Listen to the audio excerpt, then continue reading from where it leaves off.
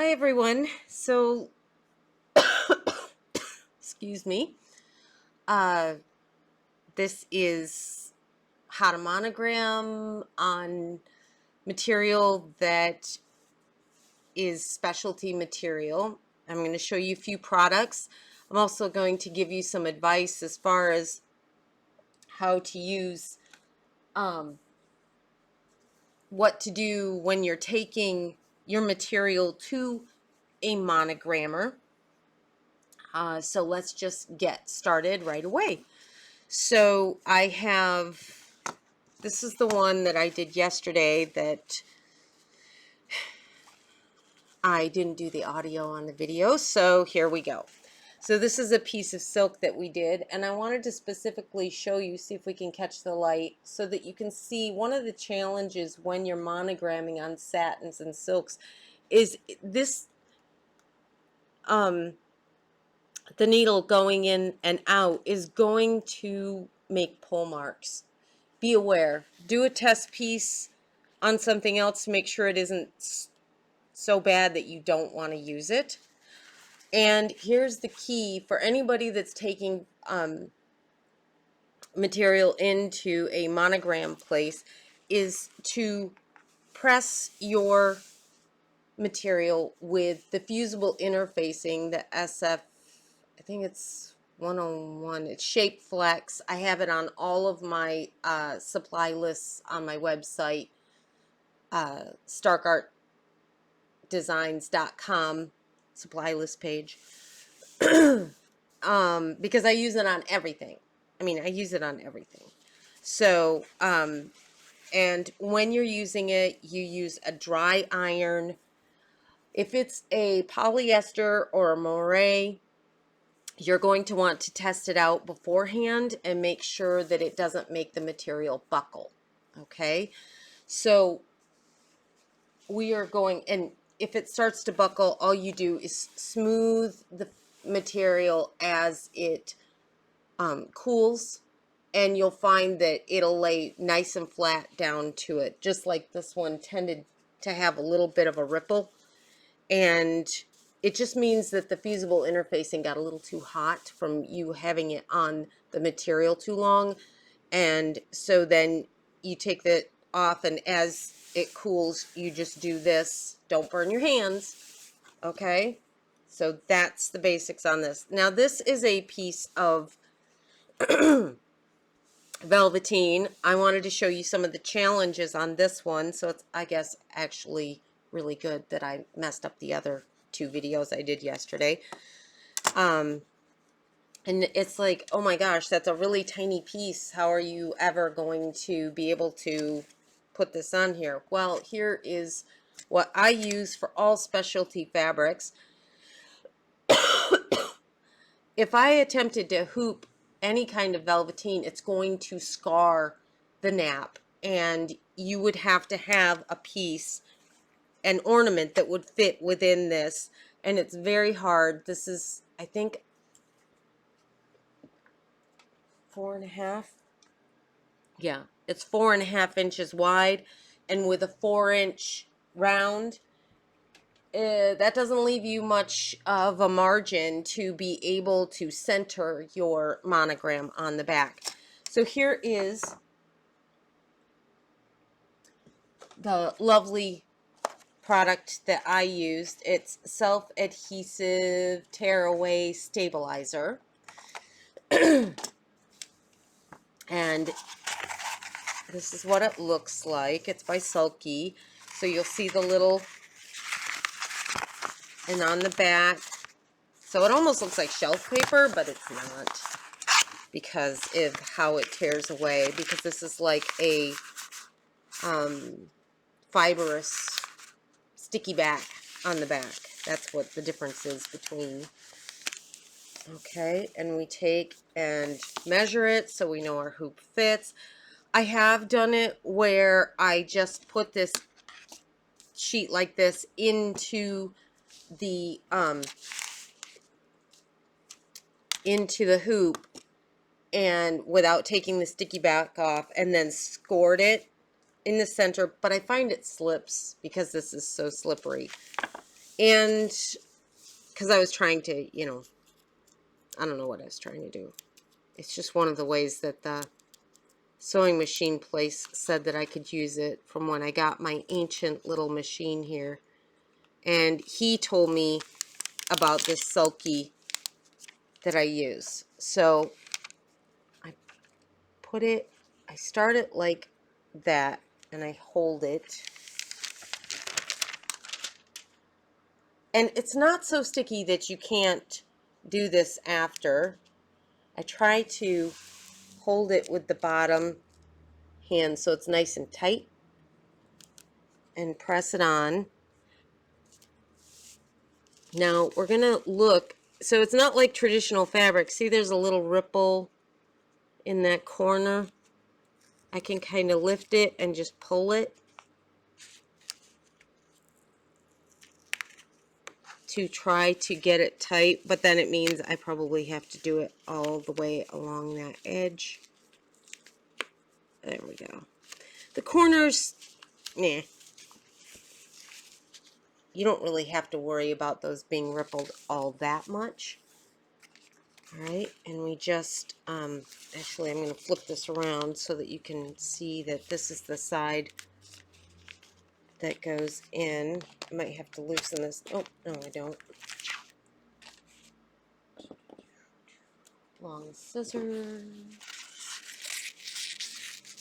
We don't need all of this extra junk because it's stuck to it, so we can't, like with the traditional fabric, pull it and make it tight. That's why we make it tight before we put it in. And I push mine in a little further just because my machine is old, and this arm that I have raises it up a little bit, and yeah, it just doesn't always hit the table of my machine. Okay, so here are, to show me where the middles are, we have these little notches, and here's the center, so we can kind of center it as we go, as we put it on. Now, all velveteen has a direction, so when you go like this, it should show you which is up and which is down, which I can feel. Can you see it? You can't really see it, but I can feel that when I do this, it's nice and smooth. So yes, that's the way down. Yes, it's a thing. You need to know directional fabric that has a nap, because when people sit in it or people touch it, I personally can grab onto an ornament and feel, if I know it's velveteen on the back and it feels rough as I put my hands down it, excuse me, then it means it's going the wrong direction.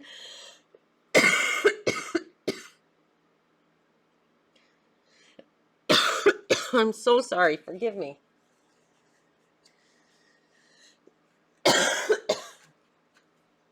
I don't have COVID.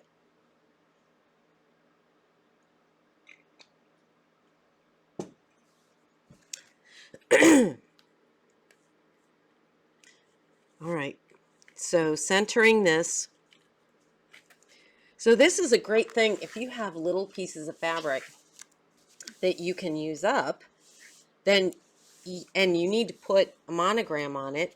This is perfect because you can put it right on there and not have to hoop it. What a distraction. My apologies. All right, let's move this towards me. Okay. Just so you know, so I have a programmable machine that requires a card. I do all of the designing on the computer. This machine is so old that when Windows Vista came out,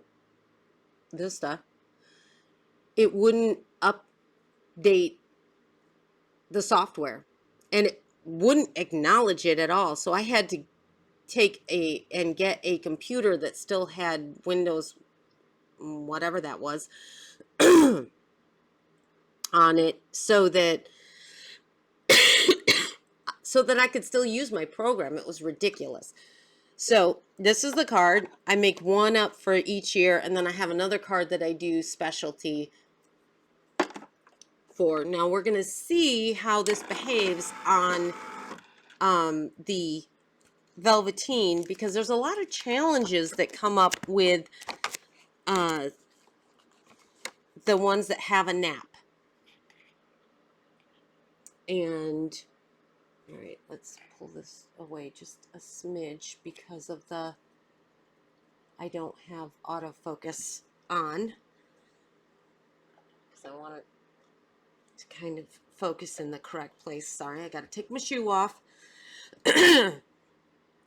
Now, you're probably saying, I wish you would just put up the video with no sound because that coughing is ridiculous. So I got to put the foot down. Okay.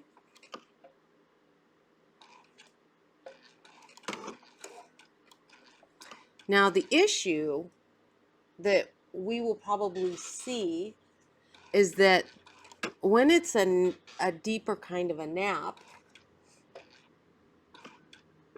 come on,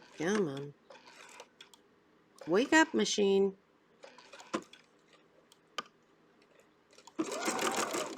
Now my poor baby is saying, oh, no, not another one. Here I was all excited thinking that yesterday's would be the last one I ever have to do. And I have my worst little baby scissors here. My apologies. Eesh. Yep, look at that. They won't even cut. Okay.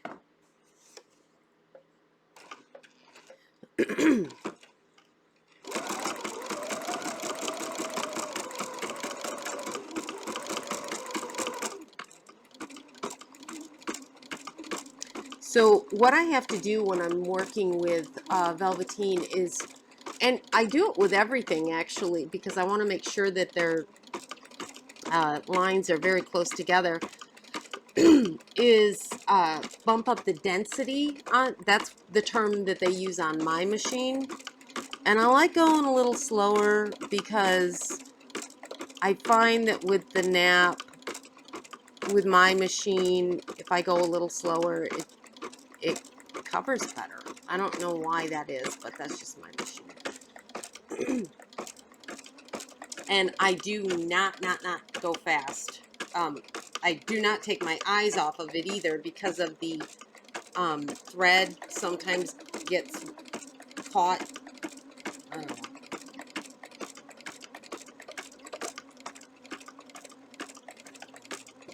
She's just temperamental, and I've got to treat her nice just to get her through, because I went and priced one recently during COVID, and it was $4,000. And for the amount of it that I do, and the size of them, to get the same caliber that I have, no way. Because all I do are these tiny little numbers. I'd rather just attempt to get a basic monogram machine. It's actually doing pretty well on the nap. I'm kind of shocked. It's probably the font that I used this time, and it's not super tiny. If you have to do super tiny lettering, I would try to stay away from a velveteen or something with a major nap. Let's give her a little more welly and see how she does. Maybe I can make it do a correctable boo-boo.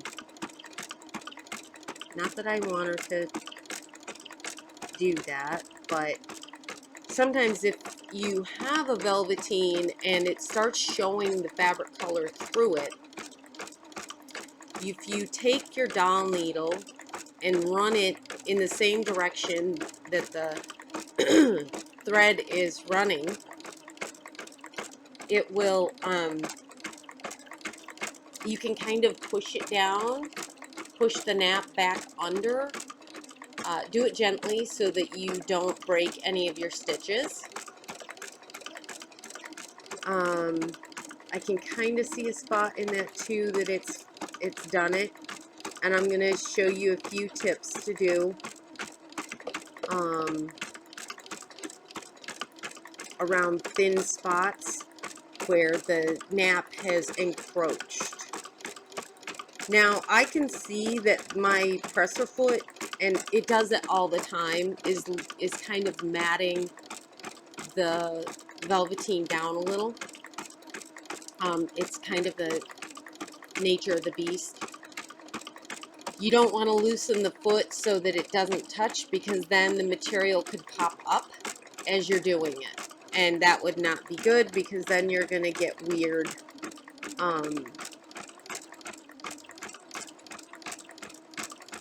it's going to pull it tighter on one side or the other, and you could get puckering in your fabric.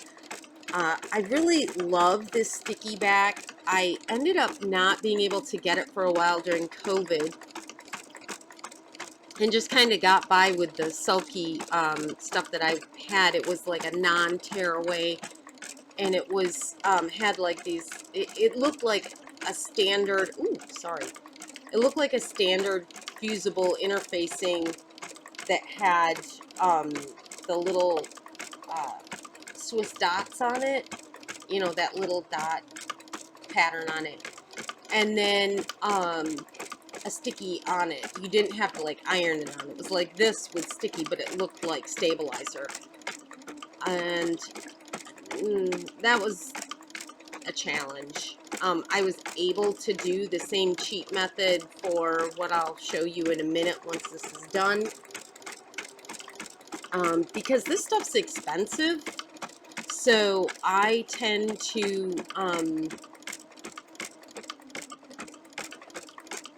sorry, I'm trying to make sure the video's actually on it. Boy, can you see that really well, how it kind of scars it. But you can see if I push on it, it just puts it back down.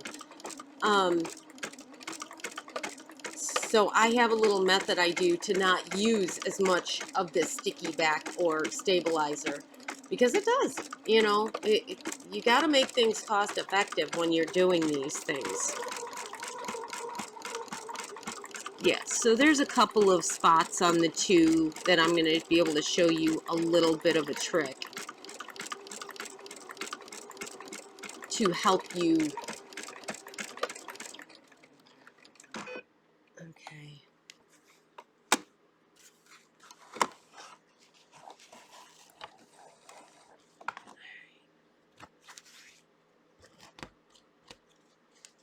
Let me,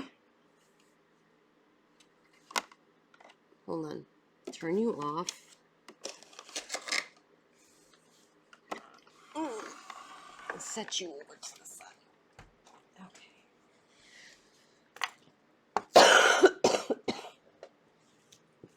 Okay, so let's see where I need to be at for you to see this well. All right, so that just smooths right over. And while we have it here, still on the hoop, I'm going to take this, I'm going to take my doll needle, and I'm just going to gently push this nap out of there. Don't put a hole through your velveteen. Okay? And the other thing you can do is like just monkey around with the stitches. Okay? So that it closes up that hole. I don't know if that really shows well on camera, but I'm quite literally just running that along the edge, pushing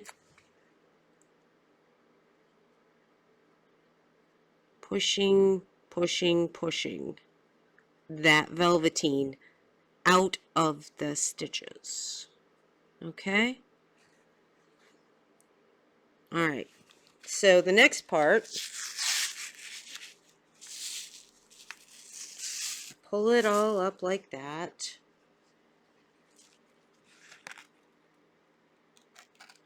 And I'm going to very carefully use my X-Acto knife to cut it off. Now, you may be saying, what the heck? Why not just take it out? Well, this is where the cheat comes in to save yourself a little bit of money. Okay, so here we are. We have our sticky spot sheet. Okay, I've cut a piece that exceeds our area for where the hole was, and you just lay it down, press it in, take your blade, lift it up, done. Now what happens when you have done that? Okay, so don't do it more than 3 times because it starts to get really thick this way. Okay, it starts to build up layers. By the 3rd one, take this one and pull it off. Now, this is eventually going to become not sticky and you're not going to be able to do what you just did. Well, in that case, you're going to take another big piece of patch, put it over the top, take a piece of masking tape, and masking tape around it. That's why I try to make it a little bit bigger so that you have plenty of sticky paper down to put the piece down, and it's going to stay stable as it goes back and forth, okay? So there's my hack on that. My hack or my cheat, whatever you want to call it. Being cheap person. Cost efficiency. All right. So now my other kind of trick is, or what I have learned to do, is cut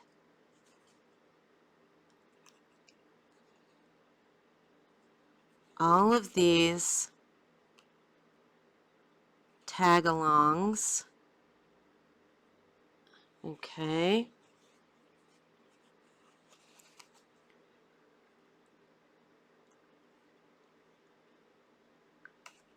Okay.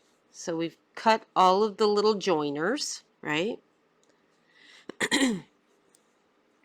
And we take, let's make sure that's really cut. Okay. Sometimes it likes to have just a tiny,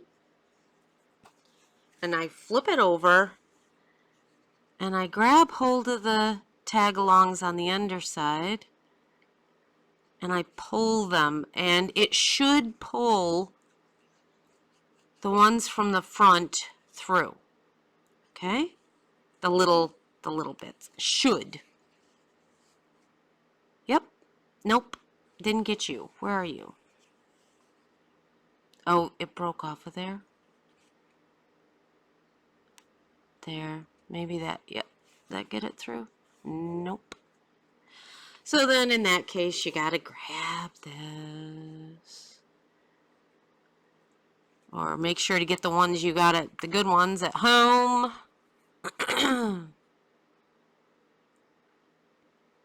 Try to poke it back through. Oh, wow. Okay. How'd I get that lucky? So push any of these weird loopy guys. See if you can push them back up in. Or if you have one that goes kind of rogue on the front, take your needle on the back and just kind of pull on this side.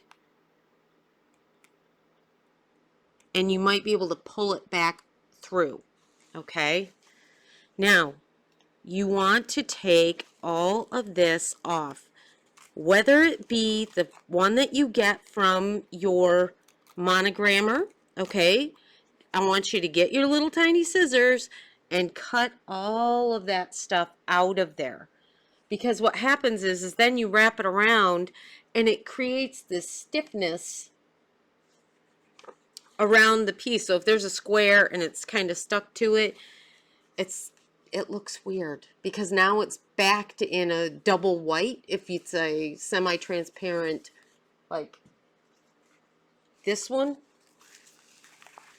you would absolutely be able to see a white piece of material behind this when you laid it onto your foam core. And on this side, it would be your foam core or, well, mat board if you use it, and whatever padding you put in between. So you definitely want to tear all of that out, and I would absolutely do this. There's some spots where you might not be able to get it out. Be careful when you're doing this that you don't slide into the under the interfacing below. But I mean, see how easy that rips out, because you don't want to put a hole in your fabric and interfacing by trying to dig in there with your dowel needle. And that's it. That's, just remember, if you're not doing this for yourself, use a piece of fusible interfacing before you go. Because if you try to put fusible interfacing on over the top of this, you have to try to get your iron down in these areas, and you just can't. It might not always work. And then what happens is that it then like looks like a bubble, and it doesn't do well. So just to avoid that, and on this one, if I didn't have that, like I said, when I pull this on, put this on, you're not going to see it puckered enough just without just having the fusible interfacing. That, can you imagine what it would have been like if I hadn't used the fusible interfacing? It would have really puckered. So specialty fabrics like silks, velveteens, the key is the fusible interfacing and using the Sulky Plus self-adhesive tearaway stabilizer. Make sure that it is this kind and that it looks like this on the interior, because the other one that I got is this, right? See, so it doesn't have the lines, and you can kind of see that interfacing. That's not what you want. Okay, you do not want this kind. You want the tearaway self-adhesive. All right, good luck. Happy monogramming. And if you have any questions, you know you can message me anytime. You can also follow me on Instagram and Facebook and message me there. If you like this video, give me a like or subscribe. Thank you so much. Now I got to find the stop button.